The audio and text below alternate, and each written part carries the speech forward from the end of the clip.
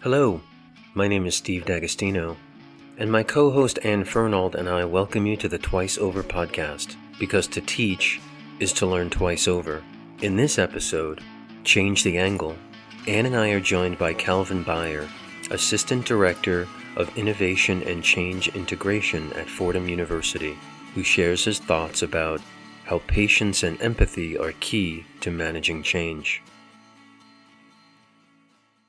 We're here today with Calvin Byer, who's the Assistant Director of Innovation and Change Integration here at Fordham. And he is our number one co-teacher, chief co-facilitator of all the faculty development stuff in the pandemic times. So the first conversation you and I ever had on the phone was about a new payroll system, a new system, expense report system at Fordham. And you had been told to call me to kind of talk about how to roll this out to faculty. So I understand that kind of pre-COVID, your job was about helping faculty, helping Fordham people get on board with new technologies. Is that a fairly okay description? And how has that changed since COVID? I think that's a 100% accurate description. And I think that makes it really easy for people to understand, because the title, as you said, can be sometimes words that people go, what does that mean? But really, when you distill it, it's I help make change a little less scary. So whenever the university, specifically from a technology standpoint, has acquired some new service, I need to figure out the ways that people are going to make that transition from what they were currently doing to what they're going to do now with this new technology. And hopefully they see the benefits, the innovations through the reason why we had acquired that particular software or service. So, and that's what I continue to do today. Through the advent of the pandemic, my job simply was augmented to include the roles in which I was able to gain the benefit of working with you and Steve through assisting the faculty as they made the transition through and continuing to make transitions through an ever-changing environment because of the changes put upon us by the pandemic. So, and that has been part of, or one of the most rewarding experiences I've had in my career here at Fordham, and getting to work with faculty such as yourselves and other faculty through the workshops you've hosted. So was that a new experience for you, Calvin, working directly with faculty at Fordham during this recent period, or historically have you not done that? Because you're really good at it, so I'm just wondering. There would be intermittent contact points with faculty, more like the instance that Anne had mentioned, which was the kind of the seminal contact for us through the Concur expense reimbursement system. But this was the first time where there was a concerted effort to really point my energies towards serving the faculty over a prolonged period of time. So you've been doing a ton of faculty development work with us, facilitating workshops on acculturating faculty to Panopto. What's Panopto? The easiest way to define Panopto would be it's a cloud-based service that allows and empowers the faculty to have a centralized point of creating, editing, and sharing recordings, not just video, but also audio too. That was a solution the university didn't really have before Panopto. We had very disparate solutions each department or collection of departments had in terms of how they would create, edit, and share videos. But now we have a centralized way of doing that, which I think has been a hugely beneficial resource for our faculty and our staff too, because they obviously have a lot of needs when it comes to sharing information with regards to onboarding or any kind of new services that people might need to use. Yeah, I think the captioning too has been a real issue for us institutionally, captioning audio content and making those captions, searchable has been a real great benefit to the Panopto acquisition. Things move fast in a pandemic, so it's easy to kind of misremember when certain things might have happened in an order. But in that time of March and April and May, those kinds of things were really kind of blending together because we've integrated Zoom and Panopto. In many instances, people are using them very much hand in hand. So we kind of met right at that crossroads at the start of the pandemic. I mean, I think from my perspective, it was an opportunity for. I think it served a couple of purposes. Obviously, the instructional purpose, but really reassuring faculty and instructors that there were people behind them that had a good knowledge base and were eager to share and support them in their work, because it was really a time of great instability. And Calvin, if you don't mind my saying, you have like a very gentle and patient way. So I think that was really reassuring to them. And then also to use the tools to explain the tools, right? Explaining Zoom in Zoom, making Panopto videos available in Panopto. So they were able to experience those tools from the learner perspective, I think really, really helped in bringing everyone on board. Because now I think people just, use them intuitively, without even thinking about it. I'm wondering, from your perspective as someone who has as an expertise, like helping people deal with change, if you can talk about, I mean, I don't even know because we're still in this, but do you have any like outside perspective on like how the process of acculturating us to doing this has gone? Like, how would you describe getting people into teaching in this largely remote or flexible hybrid mode? I think that's a great question. In terms of larger background and what may have influenced the approach that I take with regards to helping people kind of navigate change, as you said, we're continuing to navigate it. My background is largely influenced by a Jesuit background. Obviously, I went to Fordham Prep for high school, and obviously I came here to Fordham, but I also got my master's here at Fordham. So the Jesuit ethos and approach and perspective to learning is something that I'm very familiar with, and I hope that I put into practice in a way that is helpful. But I'm also a practicing Buddhist, and I've been practicing Buddhism since 2003. And I think that may have some influence in terms of the way that I generally try to approach people in terms of seeing everyone having potential, and kind of helping them see that. And so much of everything that you do is based on confidence. Even if you do something wrong, if you do it with confidence, you'll be able to kind of pick yourself back up and learn and do it better the next time. So case in point, and what you were able to do with posting something in Blackboard and linking Zoom, and then making that also happen in Discord, but doing that without second guessing yourself and thinking that you need help, but doing it confidently. And if you make a mistake, you know what, I can do it again. Like that's where we want to get to. We want to get to that space. So it's about trying to first build up people's confidence, let them be, okay with making mistakes, because that's where the gentleness comes in. We're not going to judge you. We're not going to say you did anything wrong, because we're all learning. We're all trying to adapt, so that eventually, yes, the destination is we can get you to a place where you're going to do something with confidence. Even if you do it wrong, I want you to do it confidently. So it's interesting. Can you say a little bit more about how Buddhism helps you think that through, or approach that, or what are the principles, or maybe the Jesuit piece you want to talk about? Because I think it's interesting to think about. We think about these are ancient traditions, right? That we don't necessarily think about as helping us look forward into an uncertain future, or really have any connection to technology. So, I think you're right. And in some ways, I don't know if I've ever really sat and thought about the intersection between the Jesuit kind of upbringing, for lack of a better phrase. Like you said, so much of my early academic career was shaped in a Jesuit crucible, as it were, but also obviously in later years, my experience with Buddhism.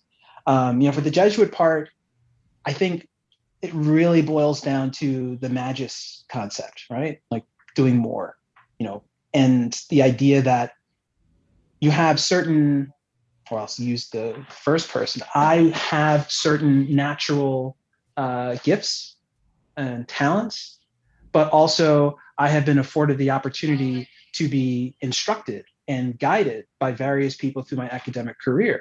The question then, I feel like a Jesuit education at its most core is asking everybody, okay, what are you going to do with both of those natural talents that you have and the nurtured skills that have been given to you? How are you going to use those to make yourself better? How are you going to use that to make other people's lives better. So that's kind of the general frame that I use when I get that email from somebody who's having a particular issue. It's like, okay, well, if we strip everything away, forget the technology, forget the problem, at the core, what's the emotion? Is that person, is there anxiety? Is there shame?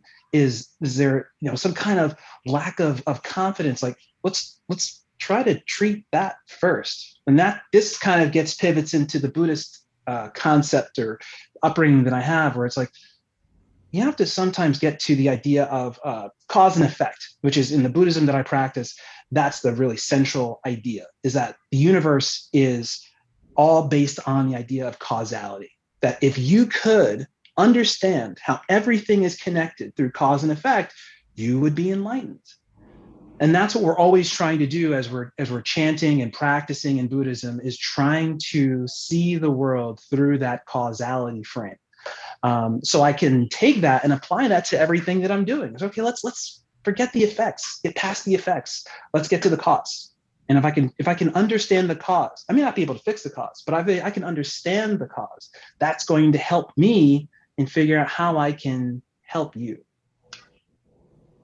When you're helping people make a change, that's a moment of tremendous vulnerability for people, right? Even if it's just a new way to submit your expense reports, right? I mean, there's a lot of stress involved with going through a process, right? And it's like, giving a lecture is stressful enough. Now I have to give a lecture over Zoom, or now I have to pre-record my lecture and upload it onto Blackboard, right? It's really interesting to think about this idea of cause and effect, when probably 95% of the time when you're interacting with a colleague, they feel vulnerable or stressed out, right? Because you're proposing to them, there's a way you've always done this. Now we're doing it this new way. Yeah, I think the hardest thing is to get people to understand that what you learned and the procedures from the old way, it's not like that doesn't count. Mm-hmm. We're not telling you that everything you've done before doesn't matter anymore. So the idea is to okay, what can we take from what you used to do, right, into what we need to do now, and to focus on, we're really just making procedural changes, right? And here I'm thinking more in the teaching and learning context, Calvin, that you've been working with us in lately, that it's reassuring people that, that there are universal effective practices that apply regardless of the context and modality of teaching. So it's very helpful to clarify what those are and to make sure that they're grounded firmly, that you understand why you're doing what you're doing. Because I feel like, if in my experience anyway, if we take a tool-based approach, then you're not really, your decision making is not informed, right?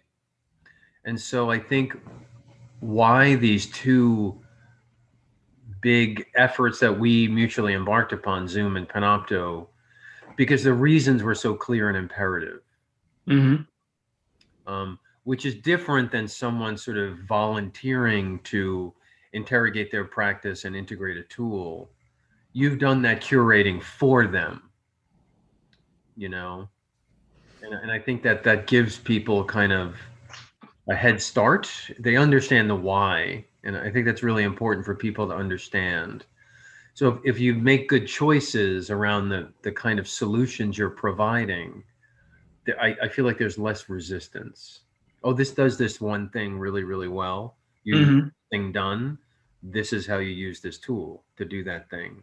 Right. Because I think you have to build on what you're talking about, because it really gets to the core of the practice of change management, which is building bridges, like taking what you were currently doing and understanding and building bridges to the things and ways you'll do it with whatever new service. Like, make those points of transition so they can mentally and emotionally walk over. Because many times that's the reason why people will resist a change, because they were never provided those pathways by whoever was shepherding that transition to walk over. They feel like they have to make a leap, and leaps are scary. So that's my job, build those bridges. That's great. So this has been a little bit abstract. And so I'm going to ask you to, if you can think of a story or tell us a story or two about change, right? So I'm wondering if you could share maybe something about like when a vendor comes to you and says, we have this great new tool and we really think people are going to be excited about it. Can you think of times when you've said, this isn't for us, or yeah, that I can really see us getting on board with it? How do you make those decisions? What are those conversations like in your group, right? Because a lot of times by the time I'm talking to you, 4 different options have been vetted and you're presenting us with the one that you've decided is the best. So how does that process behind the scenes work?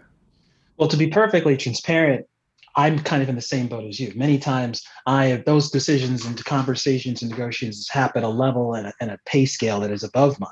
Okay. Many times I'm brought in at a stage where we have identified the ideal service provider or vendor for a particular thing. And now it's a question of, okay, how do we build bridges for that particular service that we've already decided upon? But that's still a pretty interesting negotiation to, once again, we have to figure out, almost kind of get parachuted into departments to go, okay, I need to know your work practice as well as you do, map that out, which sometimes they've never done before. I've had situations many times where I've gone into departments. We just did this recently with the new applicant tracking system we're rolling out. I'll sit down with the department and say, okay, tell me how you post an open position. And they talk it through, and I'm literally on a whiteboard drawing it out. I digitize that, send it to them, and they go, oh my, that's what we do? Huh. Because it was always conceptualized and just kind of happened in paper and interoffice envelopes, but no one had ever tried to put it on one sheet of digital paper and look at it and go, that's what we do. And now you can see, oh, those were all the points where things kind of would fall between the cracks. This person's signature, who was checking to make sure that was actually the right one? Like, okay, now we see the problems. And then it makes the job easier for us to kind of, I hate to use the word make the sale, but really kind of get people to understand this is the reason why we acquired this service, because it's going to treat or ameliorate all of these situations and issues that you were experiencing and had made exceptions for and workarounds for up to this point. So it's that experience, that engagement that can be really fun. That's where you get to build relationships with people throughout the university. I mean, I've gotten to work with people all over the place, which has been a lot of fun, because you end up getting to learn how the university works from all the different points of view. That's so interesting, because it echoes what you said about cause and effect earlier, right? Getting someone to describe a process and the fissures in the process, the cracks where things fall apart, right? I can see that interest in cause and effect has a real practical application, right? Because you can make a flow chart and say, look at, there's a box here that doesn't lead anywhere else. And there's a bunch of stuff in that box that's just stuck in an interoffice envelope somewhere. Yeah. So, Calvin, when you're talking, I'm wondering if there are things about the Fordham culture, the fact that it's very relationship based, that inhibit its ability to change like dynamically and efficiently. I think that certainly can be true in many respects. I think people have sometimes described Fordham as being a large tanker ship that takes a very long time to change its direction. But that being said, I think that there's like obviously many sides to a coin. And to your point, the relationship nature and orientation of Fordham can actually be also really beneficial when it comes to things like that, like building those relationships with folks in administration or human resources, going through issues and challenges. It makes it so that when you really have to get someone to go the extra mile for you, they're willing to do that because you've built that relationship and you're leveraging a larger kind of familial kind of sense ability that the university has, that people will just sometimes they'll find the time, they'll find a way because they know you, because you're Steve, because you're Ann, because you're Calvin. not because you're IT, you're provost, you're arts and sciences. Like they know who you are, not what you represent, which I think that's what actually makes the university a really kind of beautiful place to work. One of the best guidances I ever got. And this is yet another influence that I have in terms of how I approach things. I practiced Brazilian Jiu-Jitsu for 8 years. And there would be many times I would be on the mat, struggling to try and do some certain move. And the instructor would come over and he'd say, Calvin, what are you doing? I can't get this arm bar. It just won't work. And he's like, stop, move back, change the angle. And sure enough, he's right. I just changed the angle of my hips a little bit, and all of a sudden, it's like a key in a lock. It just turns immediately. And that guidance I use everywhere, not just on the Brazilian Jiu-Jitsu mat. Like if I'm struggling with something, or if I'm trying to help someone get through something, my default advice or guidance to them is like, stop, just change the angle. Change how you're looking at it, change how you're coming at this. And by and large, most times, it will just work. What's been the most challenging change for you to implement since you've been here? The most challenging change that we've had to implement. That's interesting because like each one of the changes, like they all had their own unique elements to them. I mean, Concur was challenging in its own ways, and it might top the list only because it was, to some of the points that you brought up earlier, Anne, about the anxiety that can get unearthed when people make changes, particularly when there's money and finances involved. I think that was something that we had, I think, initially thought, oh, we'll be done with this in 6 months. But then as we started to kind of really unpeel the layers and start to kind of understand, and I'll continue on that layer metaphor, because there's a concept in change management called the change onion, that there are layers of change that a person needs to think about and consider when they're approaching somebody about change. There's everything from, do you not like this change? Do you not like what this change represents? Do you not like the department that I represent? Do you not like me?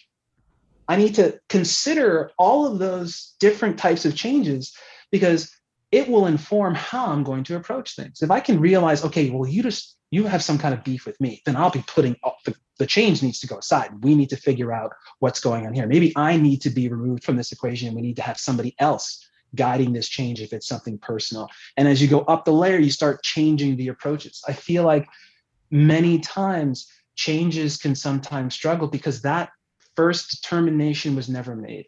And people just keep going forward, trying to address a change or a resistance to a change that isn't really there. Like, once again, they haven't gotten to the cause. They kept treating something else instead of that root. What I have found, and I've been, I guess, doing change management as a practice for almost 4 years now, what I have found really remarkable is the power of acknowledgement. Like when I can take the time and energy to genuinely acknowledge the anxiety and other emotions that a person is going through as they're shedding their skin and being vulnerable to then go through this change, it goes so far in terms of getting that person to kind of go, okay, like you see me, you see that this is hard, and you're not just thinking, oh, I should just get it. I'm going to give you a video. I'm going to give you a document. Now I'm just going to get it. You're seeing that this is hard. And then that acknowledgement, I feel, kind of helps that person start to lean in a little bit and go, okay, like, let me see what this is. But that's that first approach, that first step that I feel like as a change manager or change agent, I need to be able to do. I need to be able to genuinely and authentically acknowledge the feelings that people are having about a change. Because again, like, that to me is the core. That is the cause that I need to understand and figure out how to best support the feelings. Is there a teacher that you've had whose lessons you still think about? I would say the most important learning facilitator in my life is my mother. And my mother also happens to have been a teacher for 20 plus years in the New York City school system, in the Bronx, actually, primarily teaching first and second grade at PS 83. But the reason I say learning facilitator is, a little background on me. My father passed away when I was 11 years old. He was a lieutenant colonel in the United States Army, died from exposure from Agent Orange and napalm from tours in Vietnam. So I spent the bulk of my formative, male years trying to figure out how do I become a man, a bit, in the dark. I didn't have the person in the household who I would be able to model or choose to model opposite. And in my mother, to her credit, and years later, she, revealed to me how terrified she was of trying to figure out how to raise a man all by herself, an African-American man in America, no less. She took it upon herself to really make sure I was put in as many environments as possible to be exposed to positive male role models. So she made sure the schools that I went to would have strong male and especially African-American male leaders there for me. She made sure I was in the Boy Scouts so that I would be in that organization and structure to be around both just boys and peers, but also other men in those positions to give me options, to give me choices, and once again, things to model or things to model against.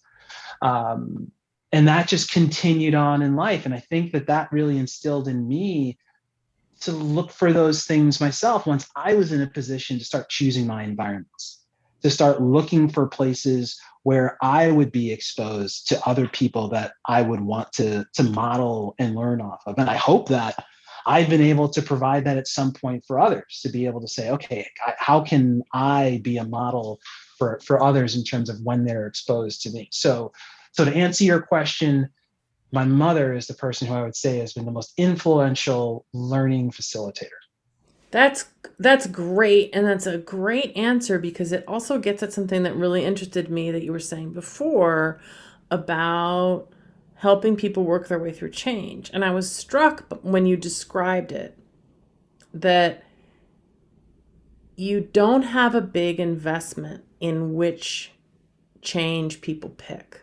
You don't have a big investment in how they do it. You want to build the bridge and help people cross it, but you don't ever describe yourself as fostering people to you're going to choose the Caesar salad with grilled chicken. Like, that just doesn't seem to be where you're leading people, right? You're like, I'm going to help you make a decision about what you're going to have for lunch, but you're not saying, and it's going to be this choice, right?